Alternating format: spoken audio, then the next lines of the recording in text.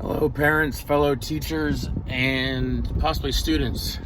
Happy 5th day of social distancing for COVID-19 coronavirus. I always want to call it shelter in place. I hope you all are socially distancing yourselves. Stay with your immediate family, wash your hands, all that good stuff. Anyways, I've been enjoying the social interactions and posts on Facebook over this past week. Honestly, my favorite ones are the ones about people saying how hard it is and how much more they appreciate their children's teachers now. And one of my friends actually posted that they now think that teachers deserve $1 million bajillion. I'd sell for $10 million. That would be nice. Anyways, so the other thing I've been seeing is parents frustrated about the whole process of homeschooling and teaching methods and things like that, and what to or how to teach their kids. And that's what I hope this video is going to help you with. I'm going to give you really two big ideas, or two big theories. Not even theories, they're just two big best practices for teaching that will hopefully help you with teaching your children over this social distancing time when you should be homeschooling your kids. So, and this is coming from a teacher with 13 years experience in the formal classroom, 7 years, 7 summers actually, and 1 full year of working at a daycare with kids ranging in ages between 6 weeks and 12 years. 13 years I've been teaching. I've been in the middle school classroom. I do have some elementary experience, but I'm having to brush up on that because we're having to teach our daughter right now, and that is quite a bit of, so we're trying to work on her reading is the biggest thing. So anyways, my two biggest things that I will recommend to you are, one is to know your learner and know their interests.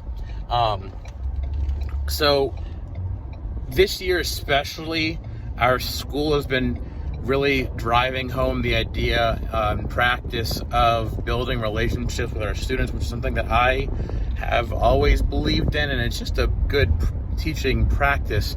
And by developing a good relationship with my students, I learn them, and I learn what ways get them to pay attention and get them to enjoy it and make it feel like it's not work for them, and they really buy into it a lot more, a lot faster. Two areas that I have always been told ever since I was in student teaching, when I've been observed that I'm strong in, are the rapport with my students and my content knowledge, because I'm a nerd. So, but building a relationship with students by knowing that, because they're your kids, your own kids that you raise at home, their interests.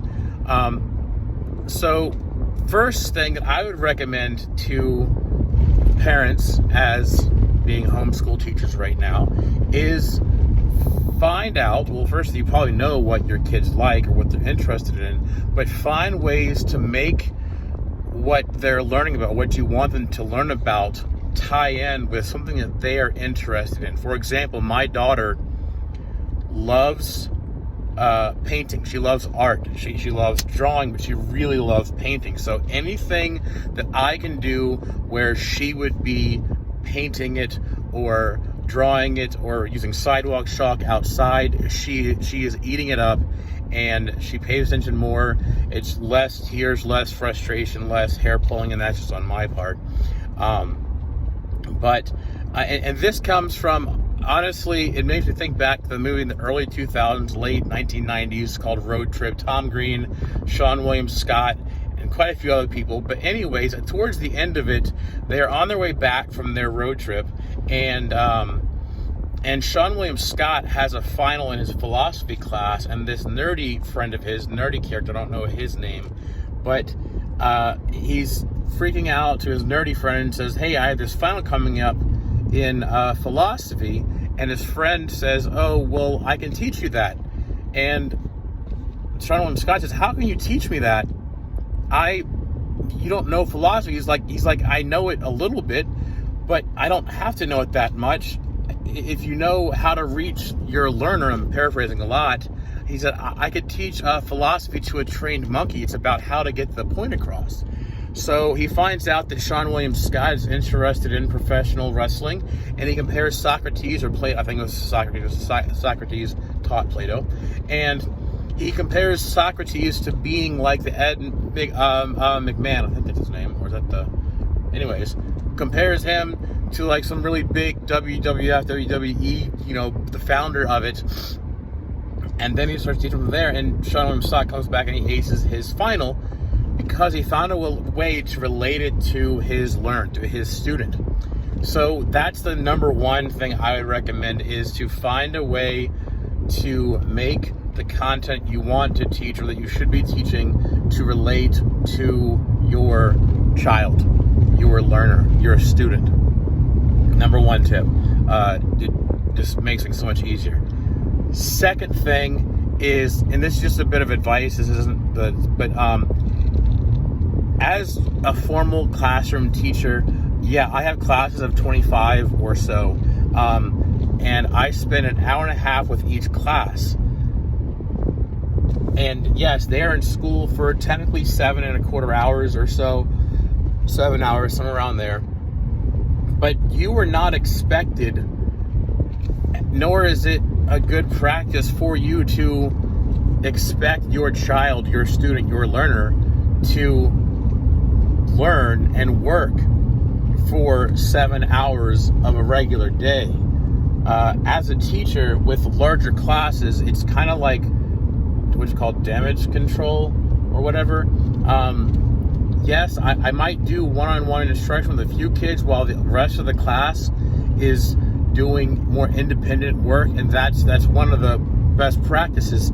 So if you were doing, say, an hour or two of just very focused, individualized instruction for each child, student, learner you have, that is definitely great. And then the rest of the time, the other, let's say 2 or 3 hours at the most, can be independent study that the child is working on their own.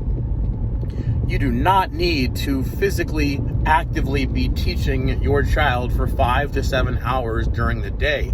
That is not realistic. Even as teachers, we get a planning block, luckily, in middle school, and I hats off to elementary school teachers because they have like 15 minutes of planning a day. But so I teach, each child an hour and a half. We have 4 blocks, and I do that 3 times a day because the fourth block, my third block, I have planning. So don't be too hard on yourself or your child, your student learner. Just do the direct, individualized education, the teaching for your student learner at home for an hour, 2 tops.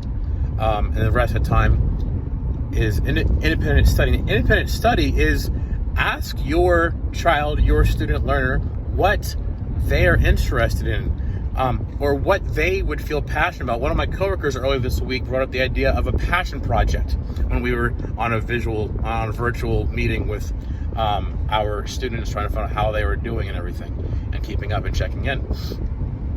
So maybe have them do a passion project. The great thing is about project-based learning is that if done correctly, it can be cross-curricular and kill 4 or 5 birds with one stone. For example, a project about the garbage patch in the Pacific Ocean. Yes, that's obviously environmental science. That could also be math as far as, volume and the size and the surface area and all that stuff.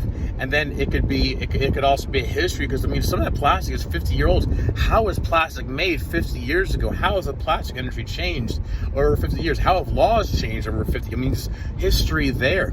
We didn't have plastics before the 1940s or whatever. There's history there. Language arts have them write about it. Obviously persuasive writing to persuade people to stop using plastics. There's language arts writing, reading for the research. There's math, there's history, there's obviously science, and then have them make something or create something, and that would be a hands-on approach.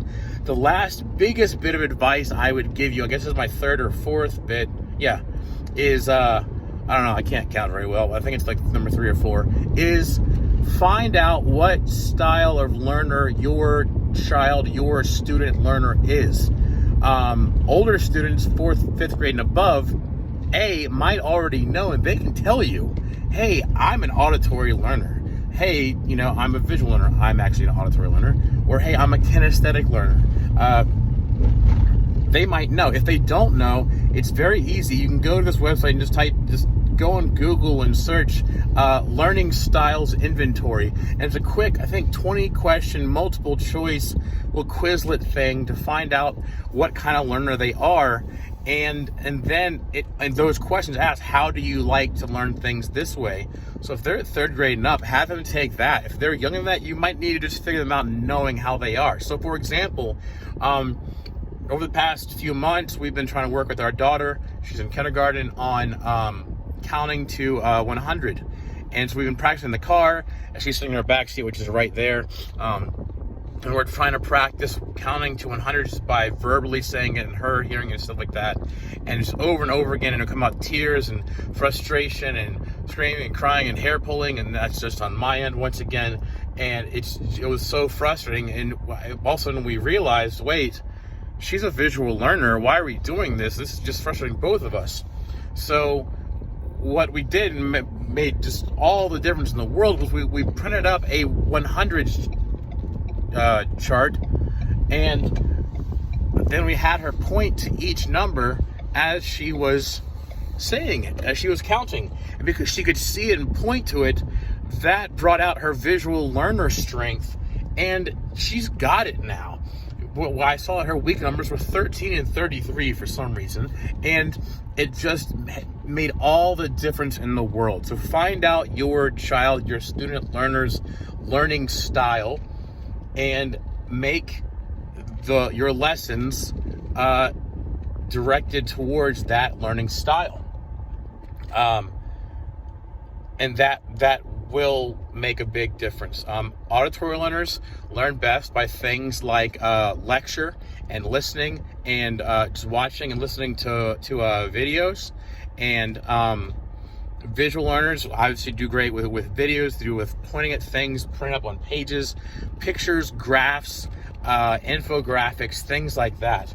Kinesthetic learners like to do things that are active, tossing around a ball like a soccer ball, and you use a dry erase marker to write different things on it, whatever their thumb touches, and that's the question that they have to answer, or that's the the word that they have to read, or whatever. But anything that involves movement, and you can get them moving, whether it be chalk outside on the driveway like we do with our daughter, that is a kinesthetic learning or teaching approach, and that works for kinesthetic learners.